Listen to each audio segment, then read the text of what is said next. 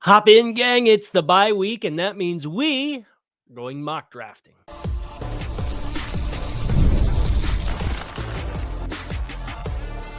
You are Locked On Dolphins, your daily Miami Dolphins podcast, part of the Locked On Podcast Network, your team every day. All right, Miami, welcome to another episode of Locked On Dolphins. It is your team every day here on the Locked On Network, now the #1 sports podcast network. So thank each and every one of you for tuning in, because it is your teams every day. We don't just say it, we live it here on the Locked On Network. I'm your host, Kyle Krabs, lifelong Miami Dolphins fan, host of Locked On Dolphins, co-host of Locked On NFL Scouting, author of Touchdown Miami on Substack, NFL staff writer for A to Z Sports. Today's episode of Locked On Dolphins is brought to you by FanDuel. Right now, new customers can bet just $5. And if your bet wins, you get $300 in bonus bets to use across the app. We are taking advantage of that staff writer at A to Z Sports part of the title, because I put together a 7-round Miami Dolphins mock draft that went up today over at A to Z Sports. And we're going to talk about the decision-making process on all of those picks and how we chose to get to some of those picks. So with that in mind, let's first establish, based off of where things currently stand, and the Dolphins sitting at 4-7 going into the bye, what picks the Dolphins have in the 2026 NFL draft. And we're going to operate with this assumption that they've won 3 of the last 4 games. They've got 2 more winnable games coming up. That's probably going to get you a chance to get back to 500. And you play the last 4 games, let the chips fall where they may, right? I am operating into the assumption, based on the momentum of the team right now, that Mike McDaniel is going to be retained as the head coach of the football team. And we've done plenty of thought pieces on half resets and things that are challenging in that regard, and why it could be a good thing, but why it could be a bad thing. And we'll continue to have those talking points. But I don't want to have those conversations today, because I want to focus on if the coaching staff and the schemes that we've come the last 4 or 2 for Mike McDaniel or Anthony Weaver are established, and we know what we're looking for, and we know what we're shopping for. What kind of players can you go out and get in the draft, and where is their value, and where do you have the hard spots? As of right now, the Dolphins are not projected to get any compensatory picks in the 2026 NFL draft. Guys like Larry Borum and Ifitu Melifonwu and Nick Westbrook-Akine, they're all kind of above that playing time threshold as qualifying players. So maybe Austin Jackson comes back, and maybe the Dolphins aren't tempted to move Larry Borum to right guard until James Daniels is able to come back.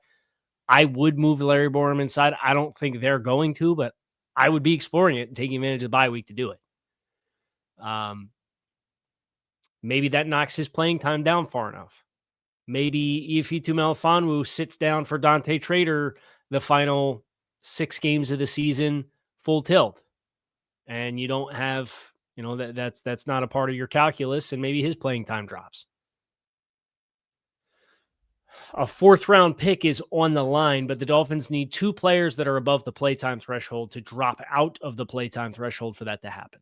So I'm not going to give them a projected compensatory 4. I don't think it's going to happen. But in the grand scheme of things, they have 11, 43, 75, 78, and 95 in the top 100. Then they also have their own organic pick in the 4th round. That's 111, 151 in the 5th round, and then 225 in the 7th round. So it's a grand total of 1, 2, 3, 4, 5, 6, 7, 8 draft choices.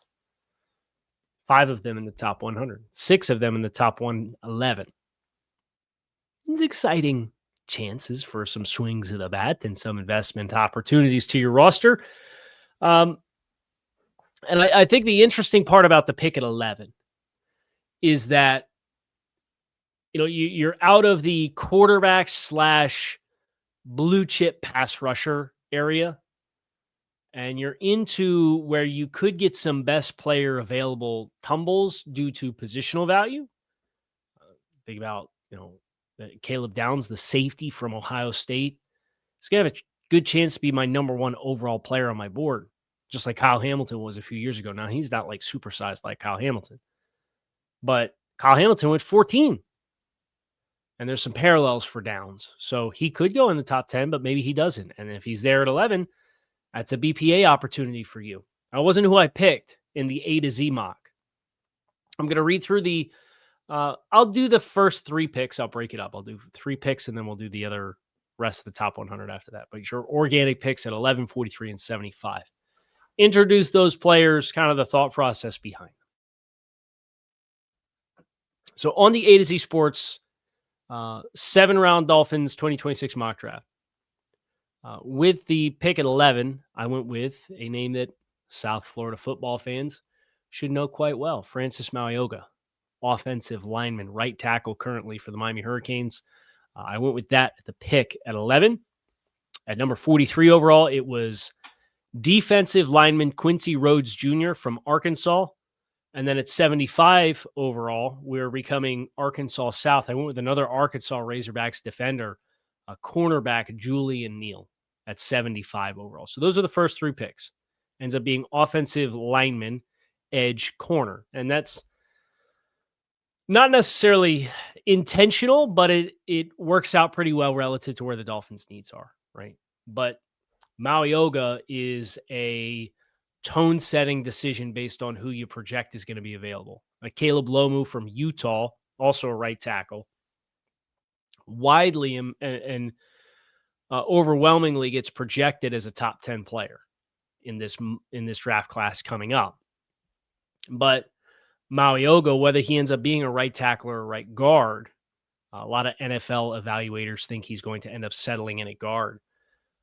It's to borrow the phrase from Mike McDaniel this past offseason, the tonality of the football team, right? And it's something that I'm taking into consideration with a pick like Francis Mauigoa, who has a lot of mass, has a lot of power, has a lot of displacement ability, but has athleticism, and that being the blend of things that the Dolphins have wanted, and they went after it with Savaiinaea, who they kicked inside to play at guard, and they went after it with Patrick Paul, and they have it with Aaron Brewer, and they went after it to a certain degree with James Daniels, but we haven't seen James Daniels.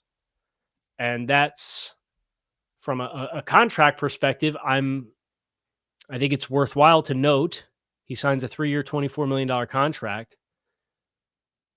He's got $3.48 million of 2026 salary that fully guarantees on the 3rd day of the league year in March this year upcoming. So they could move on from James Daniels at the start of the league year and owe him no more cash. And I think that's why for James Daniels, 28-year-old player, former top 50 pick, top 40 pick in his own right, signed a 3-year deal, you'd think is a good scheme fit. I know they had interest going back to 24. They were talking to Pittsburgh during training camp as a potential trade candidate. He gets hurt in the first month of the season, goes through his Achilles rehab in his back. 3rd snap of the season goes down with a pec. But if you don't play all season off a pec that was reported to not be a season-ending injury, which I would assume means it's a strain and not a tear, but that's an assumption on my part, right? But if James Daniels plays 3 snaps this season after signing a 3-year, $24 million contract, and you're making GM and football operation decisions, I don't know that do I want to be tethered to that? Or am I going to move on? Because if I'm going to move on, it opens the door for either spot to be a vacancy for Francis Mauigoa. And I think it's high time we start evaluating an entirety of a roster, not based off the projected starting lineups, right? But also who are the 2 guys behind in the queue at any given spot. And for the Dolphins, you looked at their projected starting 5, and I believe their starting 5, if they had the whole thing out there, would be quite good. I think it's a serviceable unit right now, but I think it could be a true strength of the team if all those guys were out there, but you're missing the entire right side line. We'll get Austin Jackson back hopefully here sooner rather than later. But he's got his own durability issues, and long term, I don't think you could put eggs in either one of those baskets on the right side right now. So Francis Mauigoa is the pick at 11. The pick at 43, Quincy Rhodes. We'll talk about him and the other Arkansas Razorback defender we took, and then get into the rest of the picks on the other side of the break. Make sure you guys stick with us. The NBA is back. There's no better place to get in on all of the action than FanDuel, the official sports betting partner of the NBA. Even if you miss the start of the game, if you want to ride a hot hand throughout, FanDuel has live bets on everything from who will score next to fourth quarter comebacks. Plus, you can even combine your live bets into a same-game parlay for a shot at a bigger payout. It keeps every game exciting, especially when your team is making that late-game push. And with no Dolphins football this weekend, we could all use a little extra sports juice. So right now, FanDuel is giving new customers $300 in bonus bets when your first $5 bet wins. Head to FanDuel.com. Sign up today. Play your game with FanDuel, the official sports betting partner of the NBA.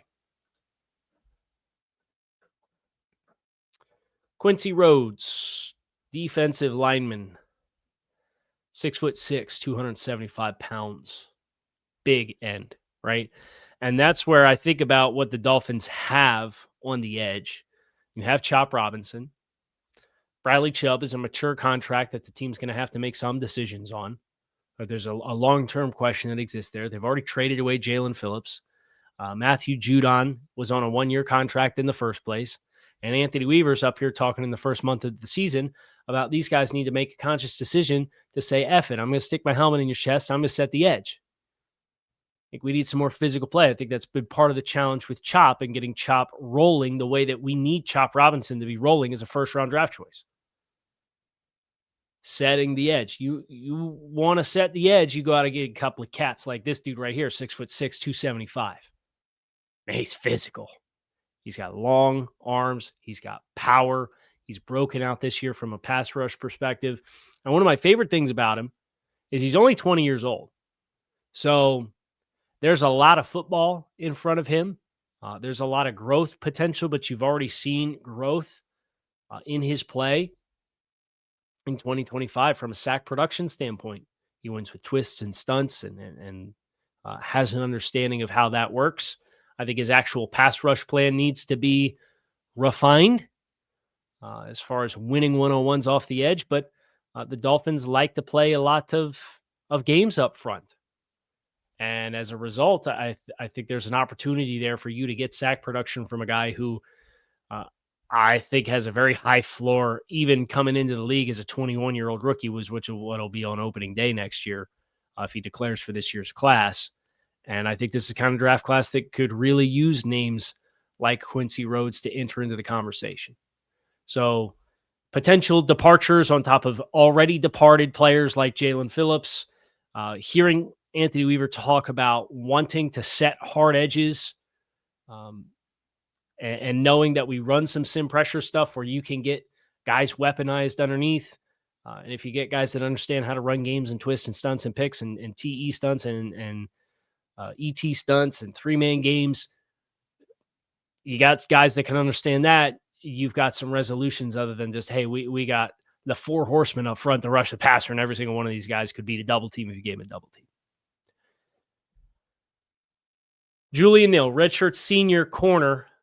I think everybody knows the book on Miami secondary, right? And we have long-term needs at corner. This dude right here, 6'2", 208 pounds, redshirt senior, one of the most imposing and physical press corners in the class. And you go back to when they were gassing up Storm Duck. And they were insistent that Storm Duck, because he executes his assignment, he gets hands on receivers, he disrupts the route timing, and then you see what Juju Brents did for 2 weeks before he went down with an unfortunate injury that ended his season after just 2 starts and over 100 snaps. This is the kind of player that can bring that vision to life, in my opinion, and play on the perimeter. Now, he's not going to be for everybody. If you want guys that can play on an island with a single high safety and they can turn and run into contact window or play soft man and flip their hips and carry guys 40 yards downfield, this dude's not going to be for you. And that's why I think there's a conversation of when on day 2 he's going to be available. But you think about Rasul Douglas, how well Rasul Douglas has played this season. He's a physical player. He's good in run support. Gets hands on guys, disrupts timing. He's probably a 4.65 guy these days, doesn't have great speed, but it can work within the construct of the scheme. And I think Julian Neal's the same kind of way. I think he's a tailor-made player for the things the Dolphins have been preaching going back to OTAs and minicamp and what they were coveting and why they had confidence in some of these unestablished names in the secondary, I think Julian Neal can do those things. So that's the first 3 picks. The top 75 picks is Francis Mauigoa, offensive lineman, at 11, and a pair of Arkansas Razorbacks, Quincy Rhodes Jr. and Julian Neal. 78, 95, the last 2 picks in the top 100. It's defensive lineman Anthony Smith and wide receiver Jeremy Bernard from Alabama. So Anthony Smith is from Minnesota, another big end. He's listed at 285. He's got 9.5 sacks this season, another guy that made a big leap. But there's alignment versatility here, kind of like kind of reminds me to some degree from a build perspective of Brandon Dorlus. If you hear, if he's 6'6", 285 pounds and is going to have double-digit sacks this year, why is he available in day 2 and potentially in the 3rd round, right? And that's where I go back to a name like Brandon Dorlus coming out of Oregon, who was 6'3", 295, a little bigger, but he fell to 109, right? Because he didn't have the most prolific athletic profile. And I'm not sure exactly. I think Smith has a chance to elevate himself out of this area of the draft with his pre-draft process. But we talked about the pass rush on the Club Dub show yesterday, and the reps we got from Chop and the reps that we got from Judon and the disruption you did and did not get there. We talked about the pass rush plan against the Bills to get even to the quarterback and not get past the quarterback and execute that and compress. And we've talked about the need to set edges. You get some big guys with some alignment versatility in here. You're starting to see like Zach Sealer get a chance to put his hand in the dirt and play over top of tackle some as they manipulate like, okay, here's how we want to adjust our front alignment versus their formations and the down and distance and the personnel that they have. The 275 plus guys like Anthony Smith from Minnesota and like Quincy Rhodes can give you some of that versatility. And I think that's the thing for Miami. When you think about the edge guys that they have, it's you got 2 guys that are strong side players, or you perceive to be strong side players, and you had 2 guys that you perceive to be weak side players in Jalen Phillips and Chop Robinson. Right? Chop can be a little bit more of a chaos hunter, and you get into some long and late downs, and he could be a player you can move around a little bit more. And right now, like the Dolphins just don't have enough other pieces to really get exotic in the front. So I think this could be the defensive tackle double dip. You'd be well served, in my opinion, to be receptive to going about the same kind of thing this year. Jeremy Bernard, one of my favorite day 2 wide receivers, knack for big plays. Like 6'1", 205. He's not the biggest. He's not the fastest. He's not the strongest. You got guys with bigger catch radiuses, but man, he makes plays. And the Dolphins need somebody else to be like another separator type player who can create some chunk gains in life without Tyreek Hill. And I think this is the right area of the draft to go after a guy who you're not going to ask to be the primary player. You're not going to ask him to be a volume receiver, but you're going to ask him to be a part of the overall collective of names like Waddle and Malik Washington and whoever you settle as being like your big body player. Nick Westbrook-Ikine is under contract, but that experience is not going particularly well this year. You need another like, hey, let's get a bucket against man kind of guy. And I think Jeremy Bernard can be that. And he's got some big playability within his game. What you probably noticed is we did not go quarterback. We're going to talk about the rest of the day 3 swings, which does include a quarterback. And the overall quarterback decision that played out in this mock draft that's coming your way next here, Locked on Dolphins. Stick with us. Today's show is brought to you by our friends over there at Peloton. Look, folks, it's time to break through the busiest time of the year with a brand new Peloton cross-training Tread Plus that's powered by Peloton IQ. It's Peloton's most elevated technology and equipment yet that gives you real-time guidance, and it gives you endless ways to move, whether you want to work out by yourself or if you want to work out with your favorite instructor, like my personal favorite, Alex Toussaint. He always gets me fired up to tackle the day. And the thing I like about Peloton, it helps me achieve more in less times. They have features that help you plan, stay motivated, track your progress, and Peloton IQ also provides personalized workout plans and recommendations. That's something that I use right now during the busiest time of the year covering the NFL. They plan my workouts for me based on my mood, my vibe, and also my favorite instructors. So make sure you check it out and use it because it also helps you correct your form in real time and it maximizes your reps. It counts your reps so that you can do it smarter, safer, and more efficient. Let yourself run, lift, flex, push, and go. Explore the new Peloton cross-training Tread Plus at onepeloton.com. Okay, so the rest of the picks, outside the top 100, we had 3 to make. We went Penn State safety Zakee Wheatley at 111 overall, just outside the top 100. Arkansas quarterback Taylen Green at 151. And then Michigan State tight end Jack Velling at 225 overall. So that rounds out the picks Miami makes in this 2026 7-round mock draft. The quarterback thing was interesting because as you look at, okay, who's available at 11, right? And I'm now operating off the reports from guys like Todd McShay that Dante Moore is going to go back to school. And Lenora Sellers is going to go back to school. And that really leaves like Ty Simpson and Fernando Mendoza. The Dolphins obviously not going to be positioned, I think, with a lot of the quarterback-hungry teams that are in front of them to need or to draft either one of those players. Now, if that changes, if it turns out that there are players available at quarterback, I am entertaining them 1,000,000,000%, right? But you have the Browns, the Saints, the Jets, the Raiders, potentially the Rams taking advantage of an uncharacteristic top 10 pick, and potentially the Cardinals, as it's been reported, they might be moving on from Kyler Murray. It's a lot of names in the quarterback market in front of you, especially if there's only 2 that end up are being in this class. So I didn't go quarterback at that front. Quarterbacks in the second round, I like the Cincinnati kid, Brendan Sorsby, a ton. And I think that would be probably the range that I think is appropriate for him. But if you're keeping Mike McDaniel, man, with a new GM, I think a guy like Sorsby probably benefits from the opportunity that you could present and not having to play, if assuming you're sustaining Tua Tagovailoa for another year. But what happens if 2026 doesn't go well? And now you move on from Mike McDaniel, and now you've got a 1-year head coach with a quarterback in place, like you're or a 1-year GM.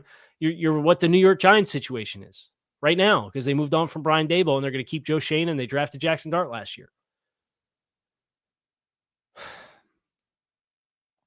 I think he's a high enough variance player that it would kind of deter me from being really excited about it unless there's a lot more promised stability to allow that coach to try to realize that pick. Now, if you told me that they drafted him, I'd be excited. I think Sorsby's got electric talent. I think he's a lot better than even his numbers showcase because his receivers let a lot of plays slip through the cracks for him. But how pro ready is he? I don't know. Right. But I think Sorsby would be like my early second round if you were going to do the Giants thing and maybe move up in the last few picks of the first round to like go get a guy. I would entertain him in that stratosphere. Personally, I would. I know, there's a lot of you that consume the show who have thoughts on day 3 quarterbacks. Right. I end up settling on Taylen Green, who's a dramatic, different departure from what the Dolphins have had and have running their offense right now. But that's the challenge that I think Miami has to be faced with is if you're running it back with Tua and you're running it back with Mike McDaniel, is Mike McDaniel going to involve his offense? And what is the implications of that for Tua? Or is he going to keep the offense optimized for Tua because he has to win? And if that's the case, what kind of overlap can you give another quarterback that comes in, especially if his skill set is different? And we haven't necessarily seen Mike be very quick to shift to the scheme and the core principles when there's been interruptions at quarterback. Now, I think the offense has evolved this year. Jumbo sets, more heavy personnels, no Tyreek Hill out of necessity. And I think forcing you out of the Tyreek Hill offense has actually facilitated a lot of healthy change for like what kind of offense you're trying to be. I wish they'd have done this in the offseason. Because you're seeing the possession and the clock control and the run game diversity, and they're successfully getting after people in that regard. Names I like Garrett Nussmeier if the price is right. I like Brendan Sorsby if the price is right. I like Fernando Mendoza as a potential top 10 pick. I don't think he's like, we need to tank for this guy, but he's a smart player. I love the fact that he's from South Florida and the potential to step into this community and play here. I don't think you're going to be in a position to draft him unless you make a splash from a draft capital perspective. I like Ty Simpson. I'm a little leery about the stature and the style that he plays with. It should sound familiar for an Alabama quarterback. And I'm not saying that he's got the durability issues of Tua Tagovailoa, but he's also got a very small sample size. Right. So I see those of you saying names like Haynes King from Georgia Tech.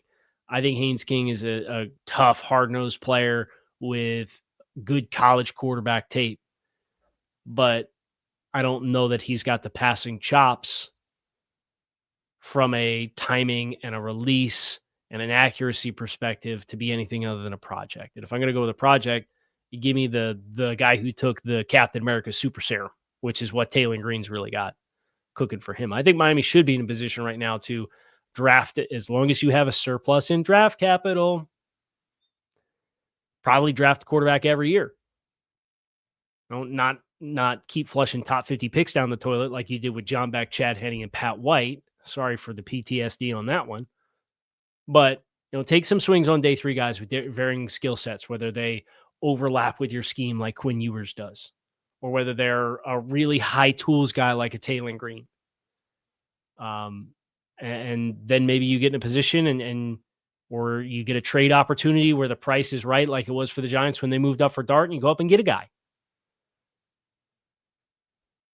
But I don't think organically the values of anything that was available in this mock that I did really stood out, in part because I think that half of the top 4 quarterbacks are probably going back to school. Now, I would like to see the team take some swings at quarterback regardless. Now, I mocked them Taylen Green, but if you told me they went with a veteran player and they acquired somebody that could maybe be a starter and raise the floor and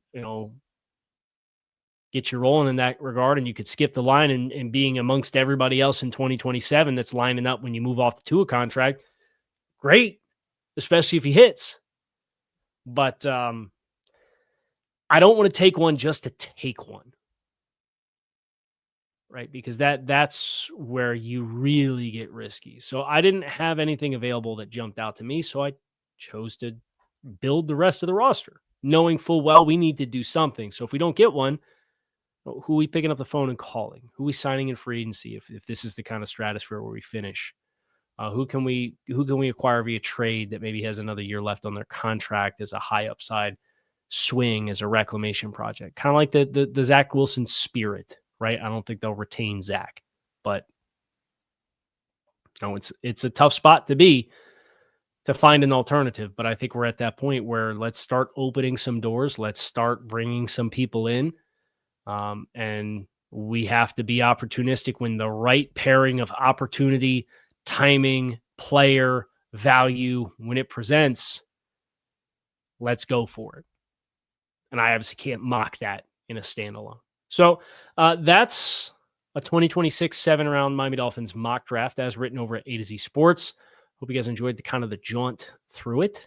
And we will get into our executive and GM content for the rest of this bye week here the rest of the week. Make sure you keep it locked in here on Locked On Dolphins. It is your team every day. Appreciate you guys check out the show. Make it a great rest of your day. And I will talk to you all again soon. Go Fins.